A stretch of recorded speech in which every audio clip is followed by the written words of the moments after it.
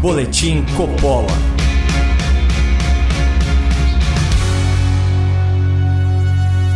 Sejam muito bem-vindos ao Boletim Coppola sobre os apoios recebidos pelos candidatos à presidência da República agora no segundo turno. De um lado, na torcida vermelha, Ciro Gomes e Simone Tebet, com aquele entusiasmo de criança diante de um prato de legumes, endossaram a volta dos saqueadores à cena do crime. Do outro lado, na arquibancada verde-amarela, governadores de grandes colégios eleitorais, além de senadores e deputados recém-eleitos, fizeram uma defesa firme e convicta do voto pela reeleição do atual presidente. Bom, antes de continuar, um aviso importante para você, estimado espectador, que anda tenso e apreensivo com os jogos do poder. Hoje é dia de morder e assoprar, ou, como diria meu velho pai, de dar uma no cravo e outra na ferradura. Então, se você quiser apaziguar o seu espírito com boas novas e perspectivas alvissareiras, troque de canal, sintonize uma frequência diferente ou clique em outro conteúdo. Aqui o nosso compromisso é com a busca pela verdade, não com o seu bem-estar emocional ou com a sua saúde mental. Portanto, só continue assistindo se você se sentir confortável em sair da sua zona de conforto. Fechado? Feito o alerta, vamos variar um pouco e começar pelo final, pela conclusão da nossa análise. O impacto eleitoral desse apoio dos governadores à candidatura de Jair Bolsonaro é muito menor do que o necessário para virar essa eleição. Não sou eu que estou dizendo isso, são os números do primeiro turno. Vamos começar pela base eleitoral do Bolsonaro lá no Rio. Por lá, ele venceu com 51% dos votos, abrindo mais de 10 pontos em relação a Lula. O governador Cláudio Castro, eleito em primeiro turno, já manifestou seu apoio ao presidente, propondo fazer do Rio de Janeiro a capital da vitória. É um endosso de peso. Mas quando nós comparamos aí a votação de Castro e Bolsonaro, a diferença é de apenas 100 mil votos. Com toda a máquina do governo estadual e a sua própria eleição em jogo, o máximo que o governador fluminense conseguiu foi 100 mil votos a mais que Bolsonaro. Mas vamos guardar esse número e viajar para o sul do Brasil, no Paraná. Por lá, o governador reeleito vem tecendo elogios à gestão Bolsonaro. Segundo Ratinho Júnior, o atual governo federal é o que mais investiu na infraestrutura do estado desde a redemocratização. São bilhões de reais em pontes, rodovias, pequenas usinas geradoras de energia. E claro que o governador quer que essa parceria se perpetue. Pois bem, Ratinho Júnior se reelegeu em primeiro turno com 69% dos votos válidos. É o equivalente a 4 milhões e 200 mil votos, 600 mil votos a mais que Bolsonaro, que também se saiu muito bem com 55% da preferência do eleitorado paranaense. Registrado esse dado, vamos subir um pouco no mapa para as Minas Gerais.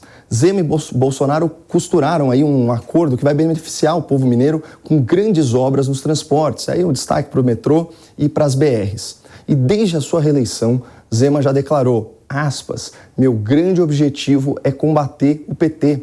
Um partido que, segundo ele, saqueou os cofres públicos, endividou os servidores e destruiu a economia de Minas Gerais e do Brasil.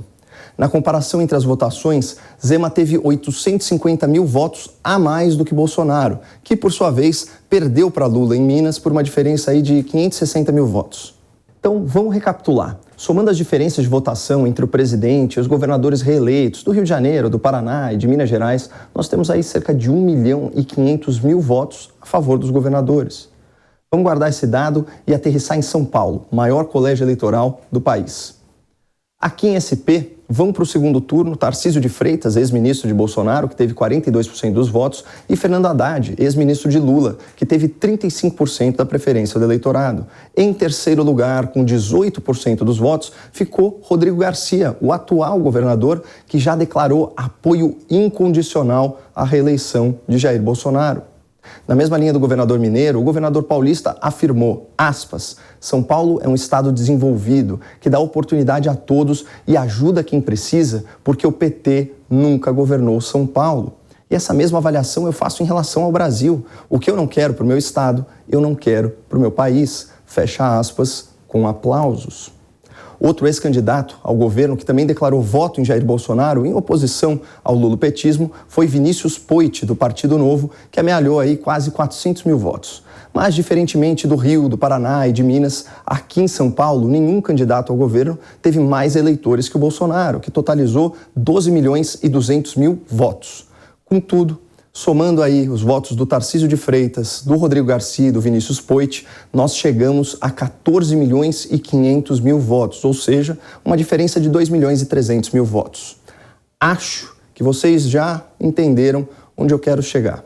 Se a gente somar a votação de primeiro turno de todos esses candidatos aos governos estaduais do Rio, do Paraná, de Minas e de São Paulo, nós teremos 3.800.000 votos a mais do que a votação obtida pelo presidente. Vale lembrar que outros governadores que apoiam Bolsonaro, como o do Distrito Federal, o de Goiás e o de Mato Grosso, tiveram votação igual ou menor que a do presidente no primeiro turno. E o mesmo raciocínio vale para todos os senadores eleitos, com uma exceção, a senhora Tereza Cristina, do Mato Grosso do Sul, que obteve 35.000 votos a mais que Bolsonaro. Mas, enfim, em tese, comparando a performance dos governadores com o desempenho do presidente no primeiro turno, a gente consegue ter uma noção do teto, do limite máximo de transferência de votos em razão desses apoios em Minas, Paraná, Rio e São Paulo. É uma conta aproximada, sem base estatística nem validade científica, mas ela nos dá uma ideia de quanto o presidente poderia crescer nesse potencial eleitorado. Havendo uma transferência de 100% desses votos, Bolsonaro ampliaria sua votação em 3.800.000 votos. Mas isso é impossível. Como eu já disse, esse é o teto hipotético. A gente sabe que parte desses votos será anulada e parte irá para o outro candidato. Isso sem falar na abstenção, que tende a ser maior no segundo turno, diminuindo ainda mais esse bolo.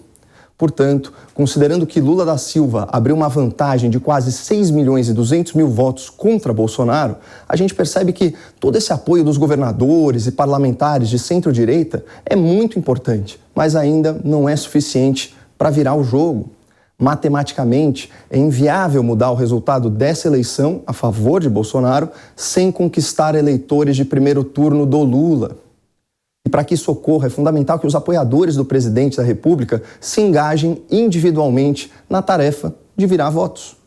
Claro que essa luta corpo a corpo é muito mais fácil nos estados cujos governadores já estão apoiando o presidente. Estados como Paraná, São Paulo, Rio de Janeiro, Minas Gerais, Mato Grosso, Goiás, o Distrito Federal. Isso porque, nesses casos, existe um argumento fortíssimo para converter eleitores que estão do outro lado. As prefeituras, as empresas e a população em geral sempre se beneficiam quando existe alinhamento entre o governo estadual e o governo federal. Essas alianças, essas parcerias entre os governadores e o presidente Bolsonaro vão se traduzir em mais investimentos, mais empregos e mais oportunidades para as pessoas. Os governadores do Paraná e de Minas já deixaram essa realidade escancarada nas suas falas de apoio a Bolsonaro, citando inclusive o compromisso do governo federal com grandes obras de infraestrutura nos estados. Mas voltando ao tema desse boletim Coppola, é importante pontuar o contraste entre os apoios recebidos pelos candidatos. De um lado, os apoios a Bolsonaro foram consignados por autoridades que têm controle sobre a máquina pública ou representam bancadas de relevo, como a Frente Parlamentar da Agropecuária. Foram apoios imediatos, orgânicos e declarados com convicção. De outro lado, Lula recebeu apoios de caráter mais simbólico, manifestados após alguma deliberação e com certa timidez. 2 exemplos saltam aos olhos. Após passar toda a campanha denunciando a corrupção de Lula e do PT, Ciro Gomes inaugurou a modalidade do apoio à revelia. Alegou que estava seguindo a orientação do partido e sequer citou o nome do famigerado encantador de serpentes. Já num outro episódio de vergonha alheia, a senhora Simone Tebet, visivelmente constrangida, também anunciou seu apoio a Lula, sustentando que o petista, um ex-condenado por corrupção e aliado histórico de ditaduras, possui compromisso com a democracia. Enfim, não há dúvidas de que essa batalha por aliados na guerra do segundo turno foi vencida por Bolsonaro. Mas como nós vimos, não basta o presidente formar seu bonde. Ele ainda precisa convencer mais gente a ir para o baile. Muito obrigado, não percam a esperança no Brasil e fiquem com Deus.